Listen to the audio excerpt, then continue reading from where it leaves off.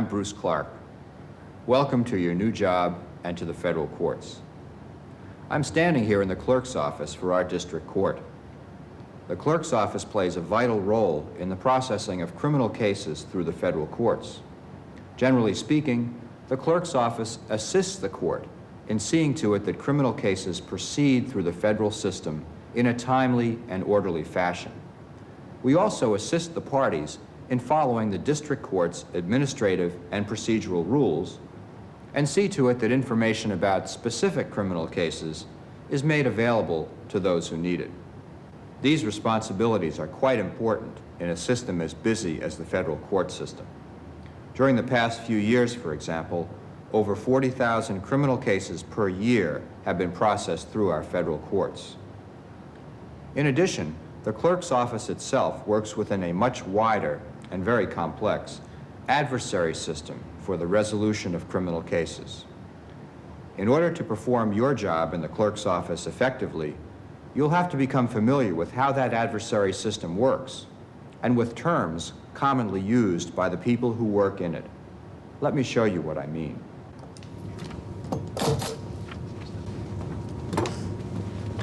Hello, Anne. Hi, Jack. How's everything in the public defender's office? Just fine. I want to introduce you to a new attorney in our office. This is Alita Herrero. Alita, this is Ann Callis. Pleased to meet you. I'm very glad to meet you, too.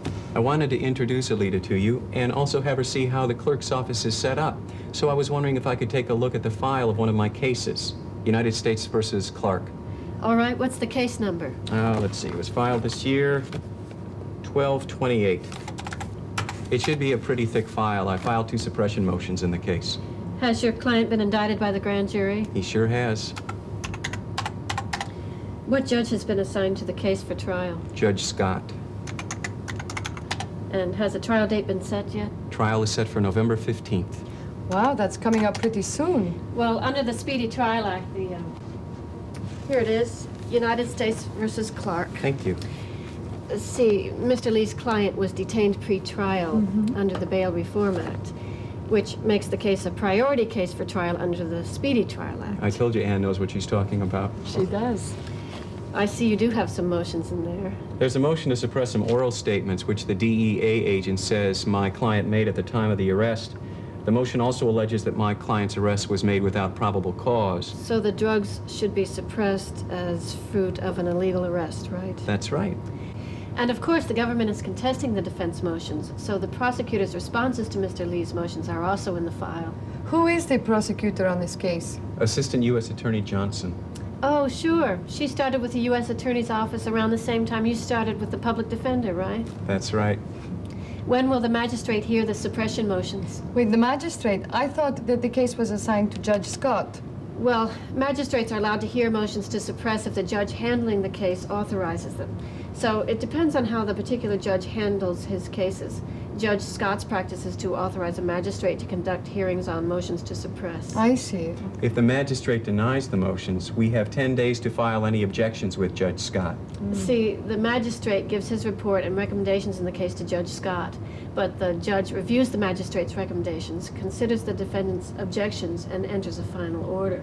Now, most judges don't. As you can see, to do your job well in the clerk's office, you must become familiar with the roles that different people play in the federal criminal process. What is the role of a federal public defender or an assistant United States attorney? What is the difference between a federal judge and a federal magistrate? You'll also have to learn what happens as a criminal case makes its way through the system. What exactly is an indictment or a motion to suppress evidence? In order to understand these matters, you will also have to get to know the rules that govern the system, including certain provisions of the United States Constitution and the federal rules of criminal procedure. And of course, it will help to have a grasp of statutes that are commonly referred to, like the Bail Reform Act and the Speedy Trial Act, which our clerk just mentioned to the new public defender. Obviously, it will take some time for you to absorb all this information and learn how to apply it in your own courthouse.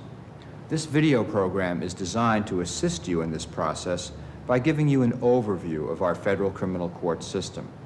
We hope that providing you with such an overview will help you master the portions of the process you will be responsible for. Each video cassette in this program comes with a set of written materials, and each set of materials includes an outline of the script for that cassette. It also includes a glossary of terms and several other documents relating to the information covered in the script. When watching the video programs, you should have the outlines in front of you. The outlines follow the programs very carefully. If you're viewing this by yourself and you want to take some notes, you can stop the tape and do so in the space provided in the outline. You can take the outlines and the other materials with you, of course, and refer to them later to answer questions you may have. The first program in this series will introduce you to the major players in the federal criminal court system and the rules that govern their conduct. It will also discuss what a federal crime is and how federal crimes are investigated and reported. Later segments will cover preliminary procedures after an individual charged with a crime is arrested, pretrial and trial procedures, and sentencing and post-judgment matters. Throughout this program, we will be referring to the federal rules of criminal procedure. You might want to keep a copy of these rules handy as you view this video program. These rules govern procedures in all criminal cases in United States district courts. Like federal rules of civil procedure, federal rules of criminal procedure are developed by the federal judiciary and take effect after review by Congress. The federal rules have the same force as any law passed by Congress. The federal rules of criminal procedure are designed to provide a comprehensive procedural guide for use in federal criminal cases. But the federal rules themselves recognize that some procedural matters are best addressed on a local basis. Thus, Federal Rule of Criminal Procedure 57 invites individual district courts to make local rules regulating more detailed procedural matters. For example, your district court may have its own rules of procedure governing the way the judge and the lawyers go about picking a jury, which lawyer gets to go first, and things of that nature. In some courts, neither gets to go first. Rule 57 allows these matters to be covered by local rules of procedure rather than the federal rules. No local district court rule can be inconsistent with the federal rules of criminal procedure, however. Of course, while the federal rules govern procedural matters in federal criminal cases, they must, like all laws in our country, comply with the requirements of the United States Constitution to be valid. When the federal government accuses a person of committing a crime, that person is guaranteed certain rights under the Constitution.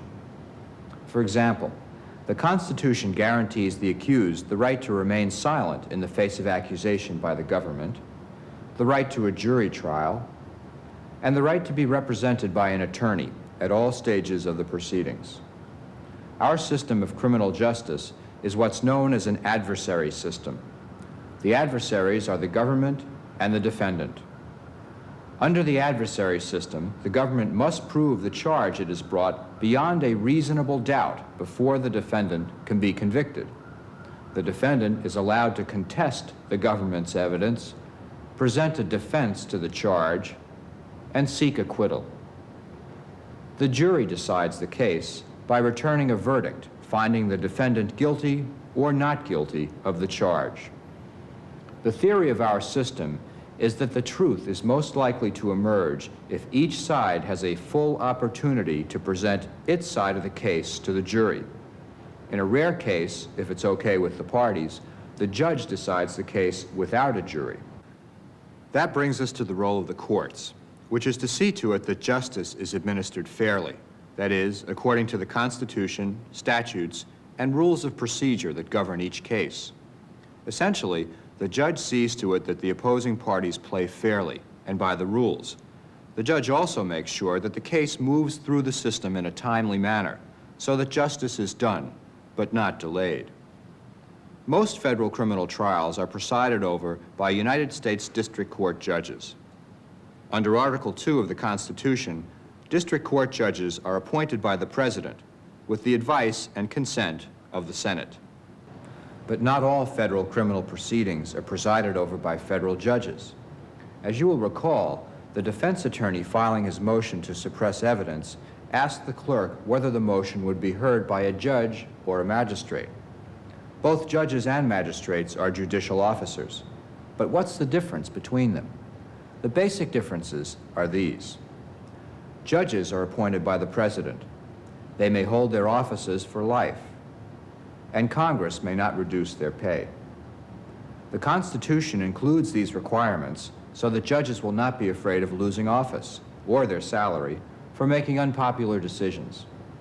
By contrast, United States magistrates are judicial officers appointed by the judges of each United States District Court to help judges do their jobs. They serve an 8-year term. There are full-time and part-time magistrates, and they perform a variety of tasks in civil and criminal cases. District courts can vary considerably in the ways in which they use magistrates. In criminal cases, magistrates are authorized by law to issue search warrants and arrest warrants, issue orders releasing or detaining defendants prior to trial, conduct trials of misdemeanors, that is, criminal offenses punishable by 1 year or less in prison, and conduct many other procedures under the federal rules of criminal procedure. In other words, Congress has listed a range of things that magistrates may do, but it's up to each district court to decide which things they'll do in that particular district. Magistrates can conduct misdemeanor trials with the consent of the defendant, but only federal judges may conduct trials of more serious criminal cases called felonies.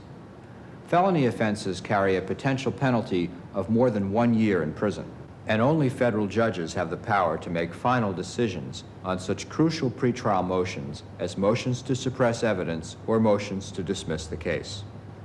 While judges may conduct hearings on such important motions, they often assign magistrates to do so.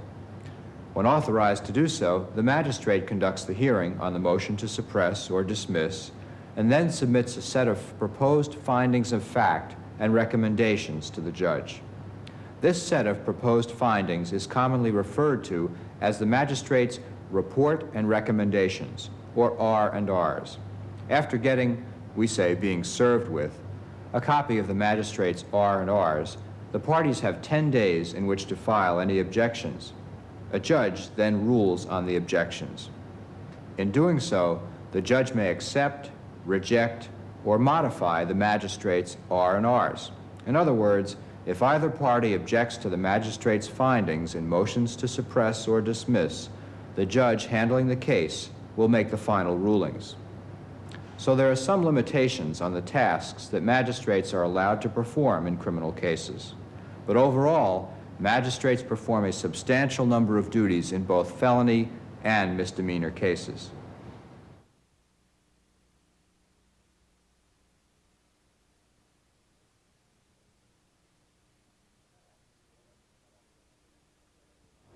Next, let's discuss the definition of a federal crime. What is a federal crime, and how does it differ from a violation of state law? Remember, our system of government assigns separate powers to federal and state governments. This means the federal criminal court system is separate from criminal court systems run by the states.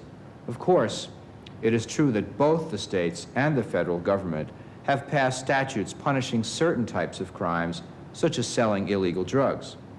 So a person who sells illegal drugs can be prosecuted for that offense in either state or federal court.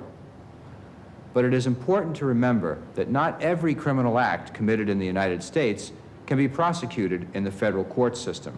In fact, the great majority of criminal charges filed in this country involve violations of state laws, and a criminal law or statute passed by a given state legislature can only be enforced in that state. For example, a statute passed in New York State may only be enforced in New York. It does not apply in any other state or in the federal courts. On the other hand, federal criminal statutes, that is, criminal laws passed by Congress, our national legislature, can only be enforced in federal courts. So, there are separate state and federal criminal justice systems in our country. Violations of federal criminal statutes cannot be prosecuted in state courts, and violations of state criminal statutes cannot be prosecuted in the federal court system. This means that federal courts are courts of limited jurisdiction in criminal cases. Jurisdiction refers to the power or authority of a court to hear a certain type of case.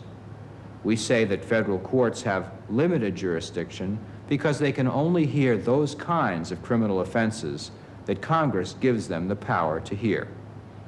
Congress has defined most of the crimes that may be prosecuted in federal courts in Title 18 of the United States Code. Definitions of crimes may also be found in other statutes, such as Title 21 of the Code, which defines offenses relating to illegal drugs. So, when we speak of federal crimes, we refer to violations of criminal laws passed by Congress, which are prosecuted in the federal courts. But Congress cannot decide to make any crime it wants to be a federal crime. To be a federal crime, what we call a crime against the United States, the criminal act must have some connection with the United States and not just with a particular state. Federal crimes fall into three general categories. These are, first, crimes which affect an area that the federal government has the power to regulate under the Constitution. Here, I'm talking about areas of national interest, such as banking practices, interstate commerce, or imports and exports. For example, a person charged with holding up a local grocery store would ordinarily be prosecuted for robbery in state court. Like the vast majority of crimes committed in this country, most robberies are prosecuted in state courts. But if a bank is robbed, the offense can be prosecuted as either a state or federal offense. Why? Well, let's assume that the bank is a member of the Federal Reserve System, has its deposits insured by the Federal Deposit Insurance Corporation, an agency of the federal government, and is subject to federal regulations governing the banking industry. Robbery of money from that bank could have an effect on the national banking system, which Congress has the authority to regulate under the Constitution. Congress establishes national banks, bank depositories, and other financial agencies needed for the fiscal operation of the federal government. So while the crime of bank robbery can be prosecuted under state law in a state court, Congress also has the power to pass laws to protect the banks and other financial institutions which it regulates. And Congress has done so by passing a law which allows bank robbery to be prosecuted as a federal crime. A second type of crime which qualifies as a federal offense is that which affects an agency of the United States government, such as the Post Office or the Internal Revenue Service. For example, let's consider the crime of destruction of property. Ordinarily, a person who intentionally destroys someone else's property would be prosecuted in state court. But a person who destroys United States mail or equipment belonging to the United States Postal Service commits a federal offense. So does a person who uses the U.S. mail to promote a dishonest business.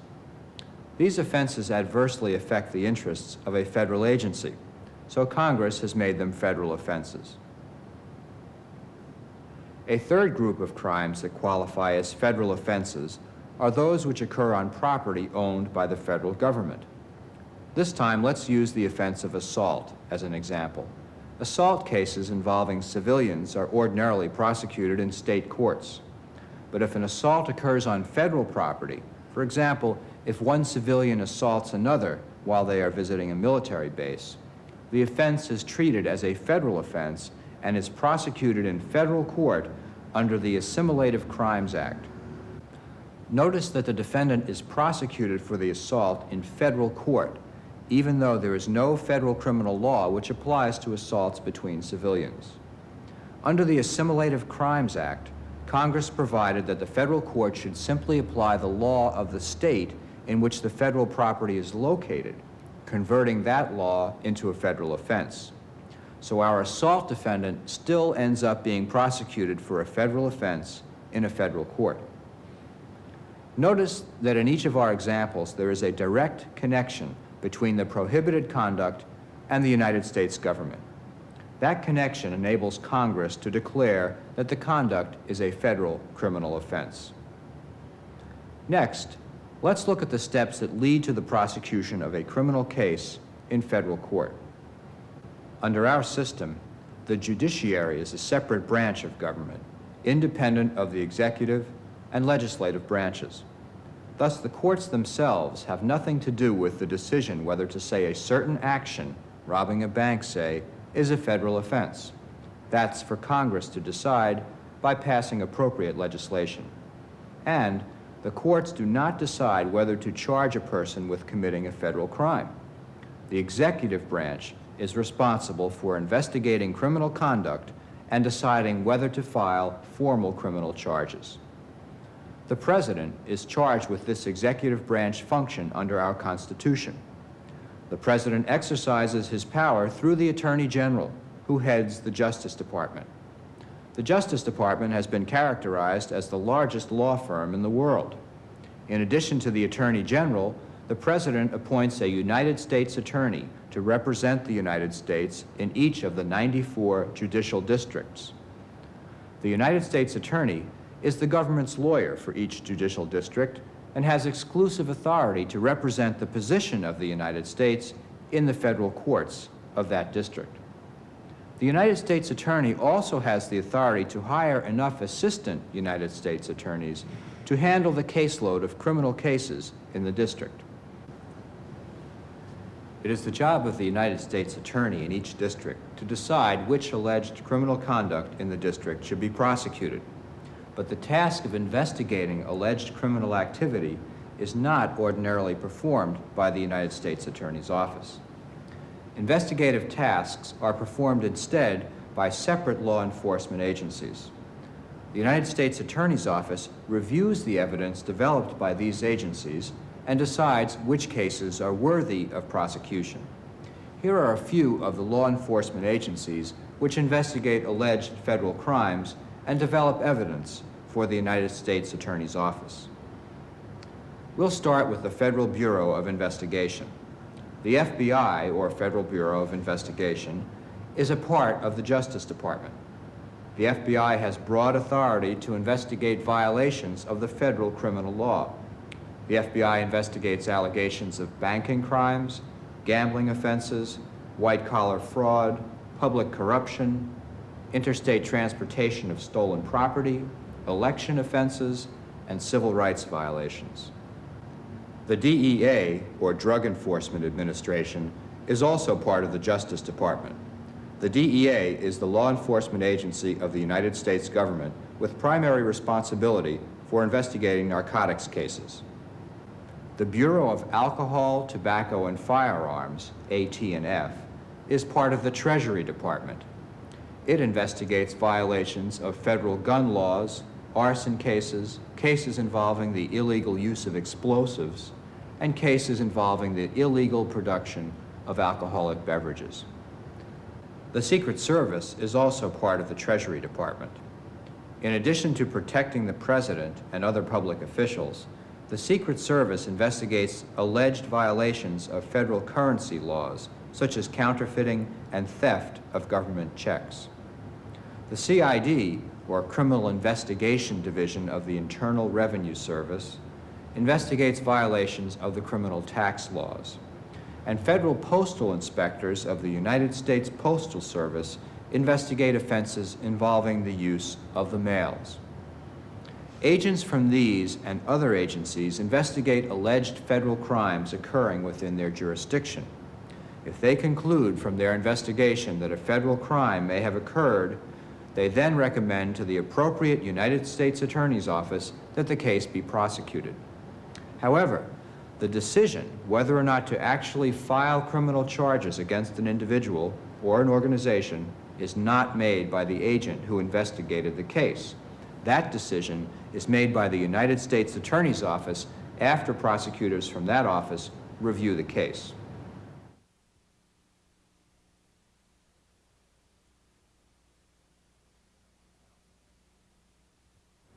Let's see how an investigative agency works together with the United States Attorney's Office to develop evidence, make arrests, and initiate formal criminal charges against a suspect. We'll use a typical drug case to illustrate this process. We'll refer to this hypothetical case throughout our program, tracking the case as it makes its way through each phase of the federal criminal court system. Let us suppose that Ralph Brown, an agent of the Drug Enforcement Administration, has been conducting an investigation into alleged drug trafficking in the Centerville section of the city. Working undercover, Brown approaches two people sitting in a van parked in a secluded area. Brown asks them if they have any cocaine for sale. The passenger turns and says something to the driver, but Brown cannot hear what she says. Then the passenger, later identified as Angela Smith, gets out of the van. Smith negotiates an agreement with Brown as they walk into a clearing. Brown then buys 540 grams of cocaine from Smith. After Brown makes the purchase, he leaves the area where he bought the drugs from Smith. Brown then uses a radio to broadcast descriptions of Smith and the driver of the van to a DEA arrest team waiting nearby.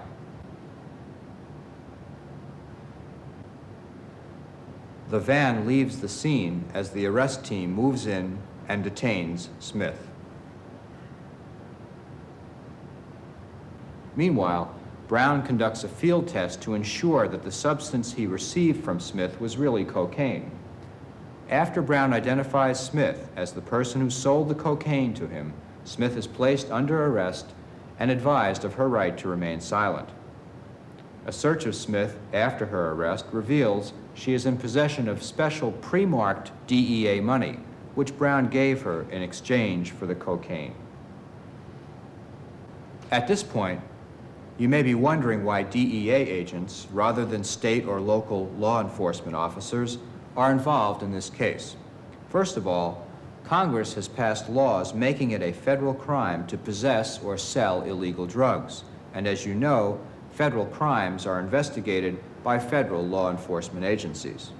But, you may be saying, illegal drug activity is already regulated on the state and local level in our country. Why has Congress also passed laws making it illegal to possess or sell drugs? Congress did so because it found that a majority of the illegal drug traffic in this country flows through interstate commerce. For example, illegal drugs may be imported into the country through one state, sold in a second state, and used in a third state.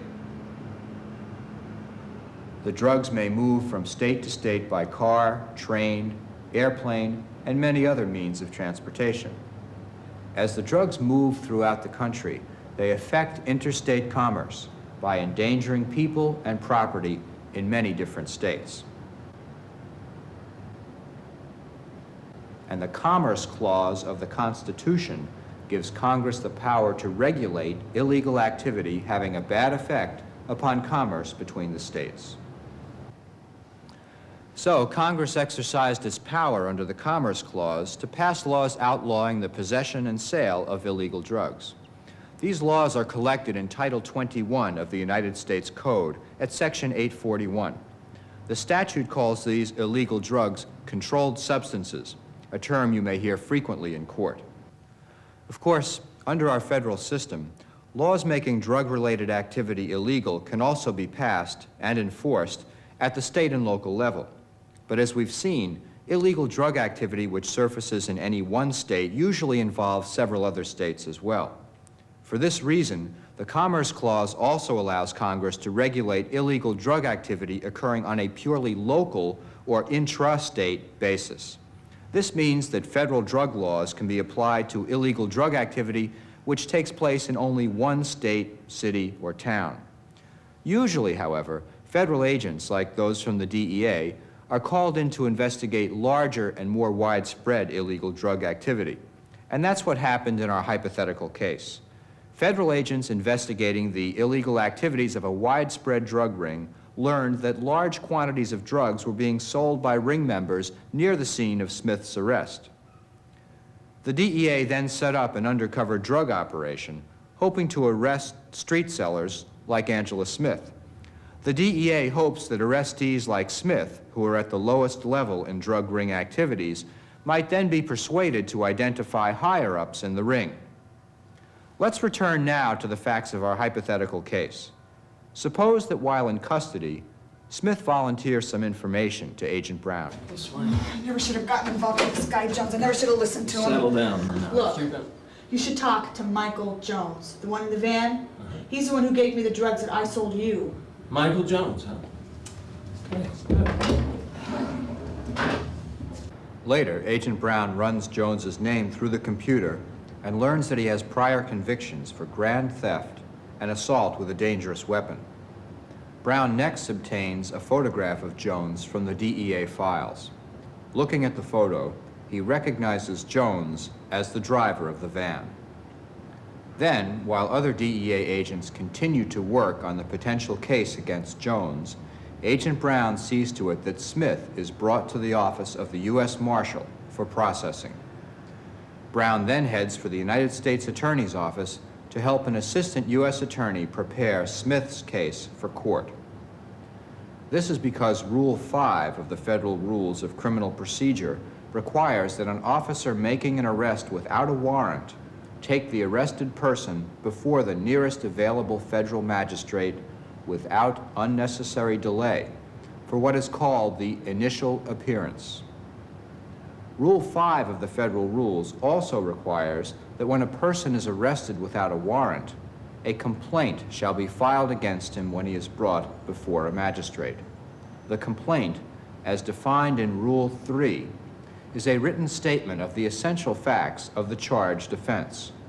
Rule 4 requires that an affidavit be filed with the complaint, alleging that there is probable cause to believe a crime has been committed and that the defendant, in this case, Angela Smith, has committed it. An affidavit is a sworn statement, and probable cause is the legal standard which must be met to justify an arrest. You'll hear the term probable cause a lot. To say that a judge has found probable cause to believe a crime was committed is not the same as saying that the judge is certain a crime was committed.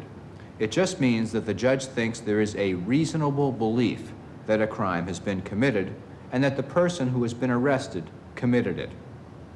The probable cause standard requires that arresting officers have a reasonable belief, after considering all the information known to them, that a crime has been committed and that the person they are arresting committed the crime. Prior to Smith's initial appearance in court, Agent Brown met with an assistant United States attorney to discuss the facts of the case against Smith and provide the assistant with enough information to draft the complaint. Hi. Hi. I'm AUSA Rhonda Johnson. Agent Ralph Brown. Pleased to meet you. Have a seat. I don't think I've seen you around. Are you new? The Smith case is my first undercover buy and bust. You're off to a good start. Thanks. I've read your reports in the case. They look fine to me. It looks like a valid arrest and a strong case. You don't have any doubt about the identification, do you? None whatsoever. Smith was the seller. Good. We'll proceed with the case then and file a complaint. Good. I've also got a lead on the guy who was driving the van. His name is Michael Jones, and he's got 2 prior convictions, grand theft and assault with a dangerous weapon. Let's get a warrant on him and pick him up. We'll get to him later. Right now, I've got to prepare a complaint against Smith. Your affidavit will have to be filed along with the complaint. I haven't finished writing that yet. I wanted to get right to work on this Jones case. so- Well, the complaint has to be backed up by an affidavit, and we don't have a lot of time. Why don't you finish drafting the affidavit while I prepare the complaint? Okay, I'm a little new at this. Exactly how much information do I need to put in the affidavit? The affidavit has to have enough information to lead the magistrate to conclude that there's probable cause to believe Angela Smith distributed the cocaine. Well, that's what she's going to be charged with in the complaint, right? Distribution of cocaine. Right. The complaint will charge a violation of 21 U.S.C. 841A1, which makes it unlawful to intentionally distribute a controlled substance like cocaine. Well, if that's what we're going to say in the complaint, then how come we have to say it again in the affidavit? I would really like to get moving on the Jones case, you know. I know, but the complaint and the affidavit are 2 different things. The complaint only describes very basic facts of the offense the government says was committed. It gives the name and position of the person making the accusation, you, and the name and address of the defendant. So the affidavit is necessary to supplement the facts in the complaint and provide the magistrate with enough reliable factual information to, hopefully, support a finding of probable cause. Okay, I'll crank out an affidavit. It just bothers me that Jones is probably out there selling more drugs on the street while I'm stuck here doing paperwork. I know how you feel, but take your time on this. There's more at stake here than paperwork. You've arrested Smith. I take it you'd like formal criminal charges filed against her today? You bet I would. Well, without a proper affidavit, the magistrate won't even sign the complaint. No criminal charges will be lodged against Smith, and we might as well all go home. Smith sure will. But if we provide an affidavit with enough reliable facts to show probable cause, then she'll be held pending her initial appearance before the magistrate, right? Right. Yeah, it's all coming back to me. I got this in training. And that's when the magistrate will determine bail, right? That's correct. And at that point, I'll ask that Smith be detained without bond. Okay, now I've got it. Why don't I write up a draft affidavit and then bring it back to you to look it over? Fine. Let's get moving on this, though. I've got to prepare the affidavit and the complaint before they finish processing the defendant. Once they're done, we'll take a look at that case against Jones. Okay, thanks a lot. Copies of the complaint and affidavit in our hypothetical case, United States versus Angela Smith, are included in your written materials. You might want to look them over at this point.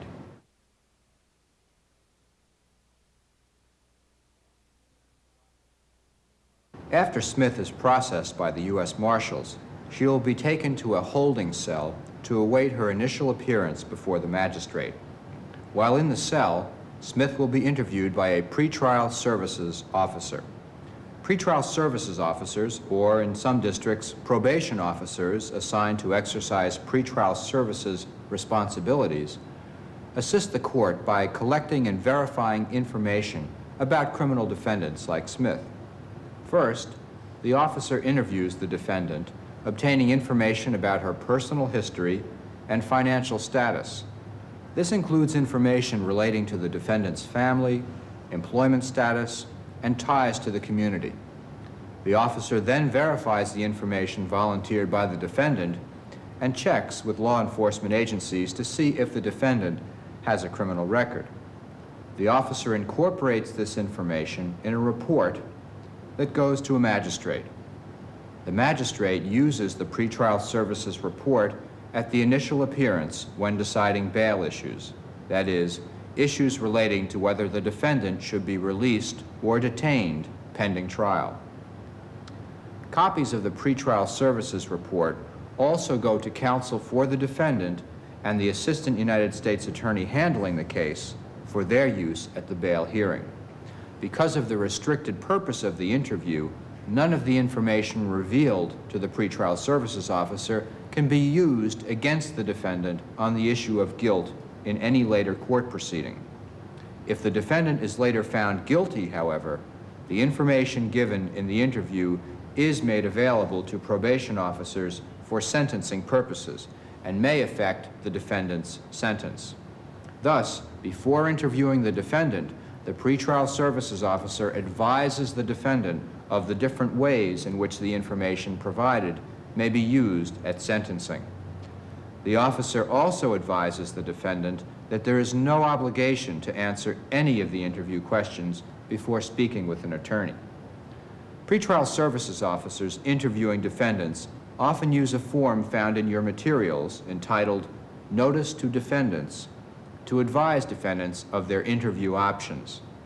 After speaking with an attorney, some defendants refuse to be interviewed. Pretrial services officers also ask defendants whether they wish to retain an attorney or have an attorney appointed by the court to represent them. Of course, defendants who wish to hire an attorney and have the money to do so may retain any attorney they choose. But what if the defendant wants to be represented by a lawyer but cannot afford to hire one? Okay. Do you want to hire a lawyer or? I can't hire an attorney. Okay. I can't afford it. Can't they appoint me one? Sure. If the court finds that you are unable to afford an attorney, the court will appoint one for you. Then you don't have to pay the lawyer fees. Is that what you'd like the court to appoint you a lawyer? Yes, yes, Okay. as long as it's free. Okay, well then I just need you to fill out this financial affidavit, and then you'll swear to it that all the information is true. The court will review it, and if you qualify, we'll appoint you a court attorney. Okay? First you need to fill out. The defendant must complete the financial affidavit form in order to have an attorney appointed to represent her. A copy of a financial affidavit form is included in your written materials. The pretrial services officer then gives the affidavit to a magistrate who reviews it and decides whether or not the defendant qualifies for court-appointed counsel. If the defendant qualifies for court-appointed counsel, the magistrate will appoint counsel to represent the defendant under the Criminal Justice Act, 18 U.S. Code Section 3006A. The Sixth Amendment to the Constitution guarantees persons accused of most crimes the right to be represented by an attorney.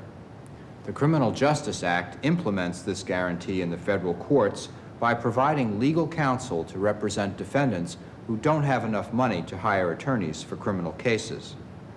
The Act calls for the appointment by the court of defense counsel in felony and misdemeanor cases, and in a variety of other situations in which the accused may be incarcerated if convicted. Cases in which lawyers are appointed under the Act are often called CJA cases. The Criminal Justice Act allows United States district courts to set up different plans for appointing lawyers for indigent defendants. In each district, the Act requires the appointment of panel attorneys in private practice to a substantial number of cases. These attorneys are selected from a group or panel of attorneys previously approved by the district court. In qualifying districts, the Criminal Justice Act also allows for the representation of indigent defendants by a defender organization. In these districts, both private attorneys and attorneys working for the defender organization are appointed to represent indigent defendants. There are two kinds of defender organizations under the Act: federal public defenders and community defender organizations. A community defender organization is a nonprofit defense counsel service organized by a group of attorneys in private practice. The attorneys who work for the community defender organization must already be authorized by the district court to act as counsel in CJA cases. By contrast, each public defender office is run by a federal public defender, the defense equivalent of the United States attorney for that district. But the public defender is not appointed by the Justice Department. He or she is appointed by the courts themselves. Like the U.S. attorney, the federal public defender is allowed to hire assistants or staff attorneys. Let's assume that the magistrate finds that Smith is financially unable to hire counsel and appoints attorney Jack Lee from the Public Defender's Office to represent her under the Criminal Justice Act.